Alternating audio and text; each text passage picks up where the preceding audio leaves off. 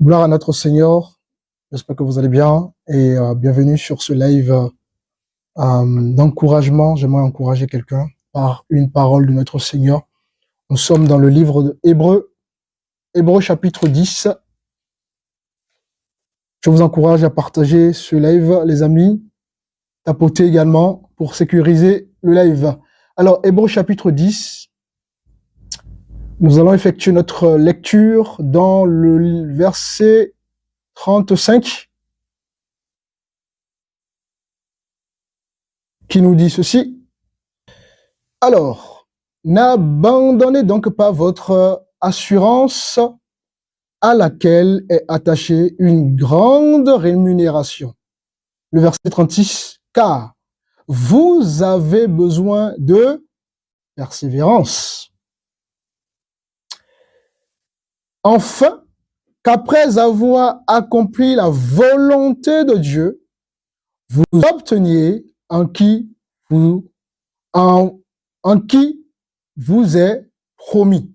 N'abandonnez donc pas votre assurance. J'aimerais dire à quelqu'un aujourd'hui, n'abandonne pas l'assurance que tu as en ton Dieu. Parce que aussi longtemps que tu es un enfant de Dieu, même si tu ne maîtrises pas les saisons, même si tu ne maîtrises pas les circonstances, Dieu t'amène quelque part. Et comme la Bible déclare, la chair est faible, l'esprit est disposé. À chaque fois que Dieu te place ou bien Dieu veut te positionner, est-ce que tu demandes à l'esprit, qu'est-ce que tu attends de moi? Ou tu laisses tes émotions te dominer? Ou tu laisses ce que tu as vu, tes yeux voient te dominer? Ou tu laisses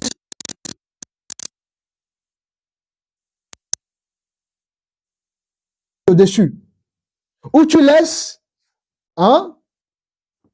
ta vie charnelle prendre le dessus? Qu'est-ce qui prend le dessus dans ta vie? Parce que si tu veux grandir avec Dieu, si tu veux monter à une nouvelle étape de ta vie, si tu veux aller dans une autre dimension, tu as besoin de vivre cette foi-là. Parce que c'est avec cette foi-là que tu pourras justement déplacer les montagnes. Mais combien d'entre nous déplacent les montagnes? Combien sont capables de déplacer des montagnes par leur foi? Combien sont capables de vivre ou bien de saisir les choses par la foi? Vous voyez? On se laisse souvent conduire, dirigé par nos émotions.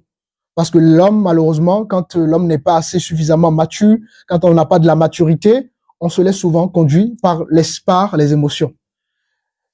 D'ailleurs, ok, tu vas être sauvé, il n'y a aucun problème. Mais si tu continues de laisser tes émotions te dominer, mais il y a beaucoup de... Parce que à chaque occasion, dans chaque situation, tu te limites. Dieu appelle ses enfants à ne plus se limiter. Ta foi ne doit pas te limiter. Ta foi doit te pousser à justement aller au-delà. Parce qu'à partir de la foi, ce n'est plus toi qui dois faire les choses. Ta capacité prend fin et laisse le relais, et laisse la place à la foi. Et la foi, c'est une assurance des choses qu'on espère. Tu espères quelque chose que tu n'as pas encore reçu et tu démontres que tu l'as déjà reçu. C'est par la foi que tu peux recevoir les plus grands miracles, les plus grandes guérisons. C'est par ta foi que tu peux saisir les choses spirituellement, que tu peux vivre des choses ressentent dans leur vie, par exemple, qui sont appelés à faire quelque chose. Ils sentent qu'ils ont des compétences, ils sentent qu'ils ont du talent, ils sentent qu'il y a quelque chose à faire, mais ils ne savent pas qu'est-ce qu'il faut faire.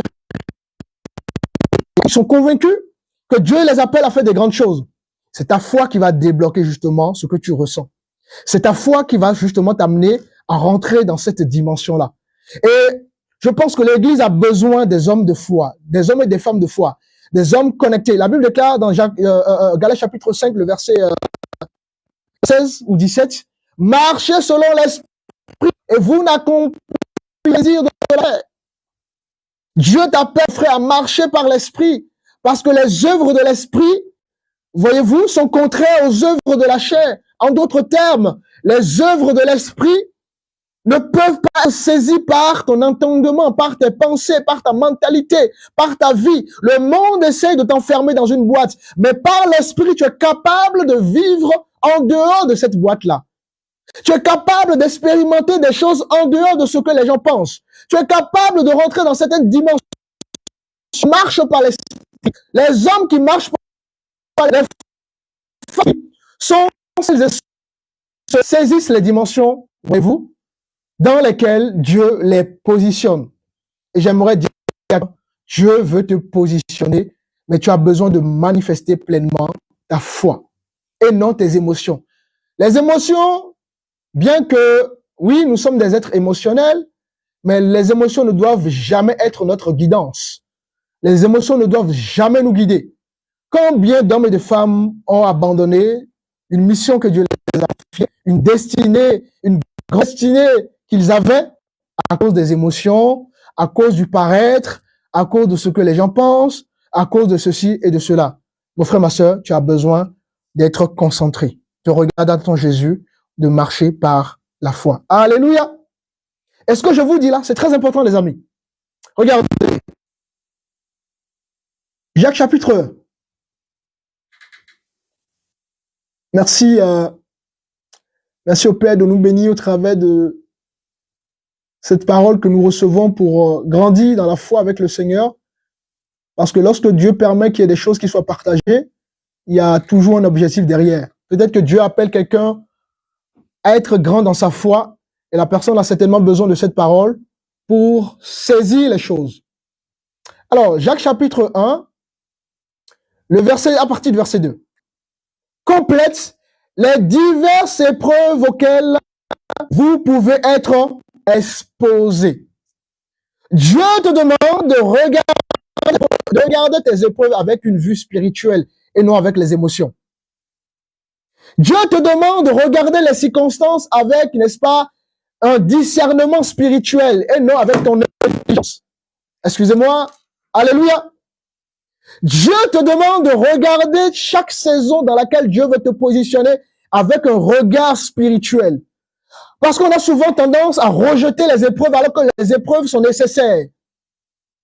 Joseph est devenu le premier ministre de l'Égypte à cause des épreuves, à cause des trahisons de ses propres frères.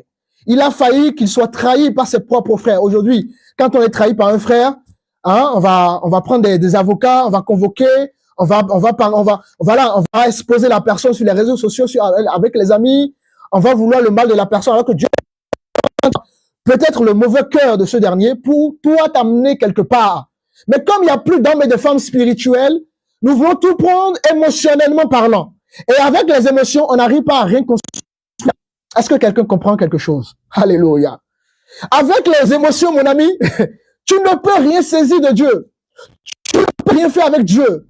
Parce que les émotions te conduisent tout vers les choses charnelles. Or, un âme qui marche conduit par l'esprit manifeste les fruits de l'esprit. J'aimerais que tu manifestes les fruits de l'esprit. J'aimerais que ce message soit comme une révélation, ça bouleverse ta vie. Juste une seule parole. T'as pas besoin de beaucoup de paroles. Une seule parole suffit. Il y avait, il suffisait juste une parole pour que nos vies soient changées. Nos vies ont changé parce qu'une seule parole. On a entendu une seule parole. Une seule parole change de vie. Et voyez-vous, revenons donc à Jacques chapitre 1, le verset 2 qui dit ceci. Mes frères, regardez comme un sujet de joie complète les diverses épreuves auxquelles vous pouvez être exposés. J'espère que vous me recevez bien. Donc, mes frères, regardez comme un sujet de joie, complète les diverses épreuves auxquelles vous pouvez être exposés. Ce qui veut dire que, en tant qu'enfant de Dieu, Dieu ne nous retire pas les épreuves. Les épreuves sont nécessaires dans notre vie. Vous voyez, la vie chrétienne, c'est pas la suppression des épreuves. La suppression fait partie aussi de notre école, de notre formation, de notre discipulat. Le verset 3 dit ceci. Sachant que l'épreuve de votre foi produit quoi? La patience. Donc, les épreuves sont là pour justement produire quoi en toi? La patience. Regardez le processus. Le verset 4. Mais il faut que la patience accomplisse parfaitement son œuvre, afin que vous soyez parfaits et accomplis, sans faillir, en rien. Si tu veux saisir les choses de Dieu, si tu as soif de saisir la parole, la vision, la révélation, tu es obligé de passer par des choses que tu ne maîtrises pas. Tu es obligé de passer par des choses que tu ne contrôles pas. Parce que à force de vouloir contrôler les choses, mon ami, tu ne peux jamais rentrer dans la saison de Dieu. Avec Dieu, on ne contrôle pas. Rien n'est contrôlable avec Dieu.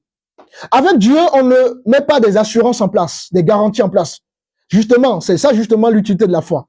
La foi, c'est un risque. La foi t'amène à poser des actes simplement incroyables, des actes qui sont, comment dirais-je, une folie pour ta nature charnelle, une folie pour les gens qui sont charnels, une folie pour les gens qui sont tout simplement, voyez-vous, loin de Dieu.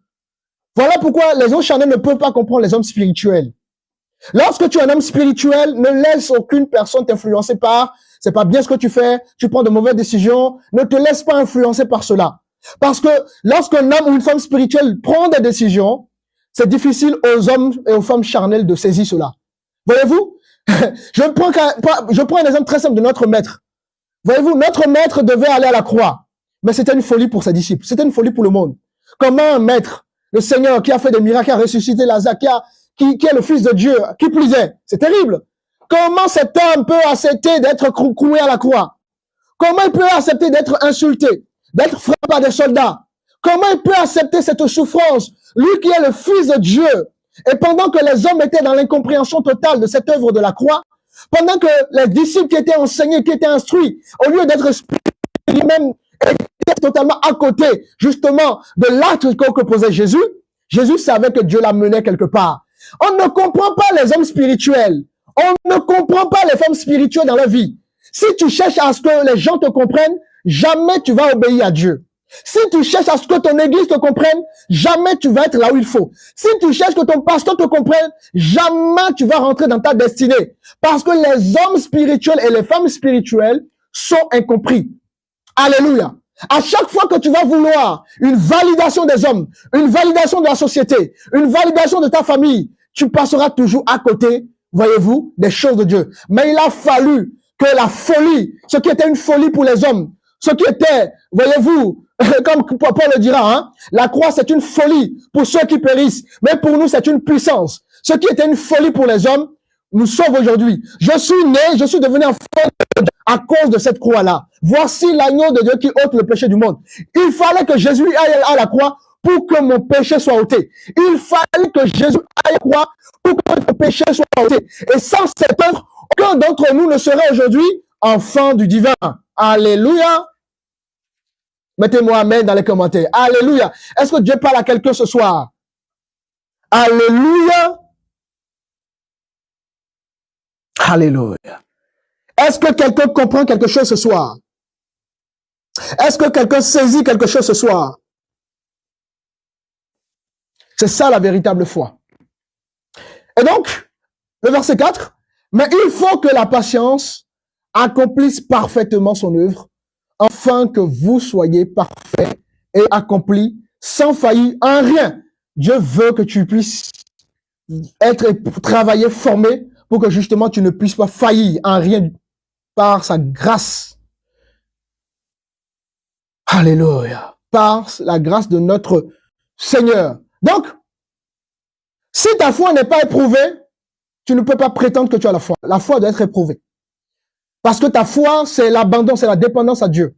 Quelqu'un qui ne manifeste pas la foi, c'est simplement une personne qui n'a pas la foi. Parce que tu dépends de Dieu. Tu ne dépends plus de ton compte bancaire. Tu ne dépends plus de ton frigo qui est blindé. Tu ne dépends plus de ton travail. Tu dépends de Dieu. Alléluia. Une foi qui n'est pas éprouvée, les amis, ne peut aller loin. Notre foi a besoin d'être éprouvée. Parce que l'épreuve nous amène quelque part. L'épreuve va produire la patience. Jusqu'à ce qu'on arrive justement à l'étape que Dieu attend de nous. Donc, il y aura des saisons où tu auras des situations que tu ne comprends pas. Et la bonne attitude à avoir, Seigneur, je ne comprends pas la situation, éclaire-moi. Seigneur, je ne comprends pas la situation, guide-moi. Seigneur, je ne maîtrise pas tout, mais je veux te faire confiance. Comment ça se fait que tu es un enfant de Dieu? Et quand il y a des choses qui t'arrivent, tu t'affoles. Tu t'affoles. C'est pas normal. Tu ne peux pas être un enfant de Dieu t'affoler, sachant que Dieu contrôle ta vie. Ta vie est entre les mains de Dieu. Dieu est le maître de ta vie. Vous voyez? Donc, au lieu de s'affoler, Seigneur, qu'est-ce que je dois comprendre? Qu'est-ce que je dois saisir dans cette saison? Guide-moi, aide-moi, que mes émotions ne me guident pas. C'est ça, en réalité, le vrai comportement que nous devons avoir dans notre marche avec le Seigneur. Et donc, voilà, c'était un petit encouragement. Dieu recherche des hommes et des femmes. Il y a un réveil qui arrive. Dieu veut, voilà, Jésus revient. Il faut des hommes connectés, des hommes qui sont capables de sortir de leur zone de confort, d'accepter qu'ils ne maîtrisent pas tout et qui continuent quoi qu'il arrive, malgré les épreuves. Dieu a besoin des femmes qui persévèrent, qui continuent, qui ne se laissent pas influencer par les émotions. Voyez-vous, Dieu veut utiliser les hommes et les femmes. Dieu veut nous utiliser, mais pour cela, il faut qu'on rentre dans une certaine, comment dirais-je, il faut qu'on rentre dans une certaine dimension, dans une certaine connexion. Sortez du bulle dans lequel vous êtes, parce que vous n'êtes plus du monde, vous êtes... Oui, nous sommes dans le monde, mais notre pensée est connectée au royaume des cieux. Notre vie est connectée au royaume des cieux. Nos actions sont connectées au royaume des cieux. Nos décisions sont connectées au royaume des cieux. Nous sont connectés au royaume des cieux. Et donc, c'est le royaume des cieux qui doit nous influencer et non le monde. Voyez-vous,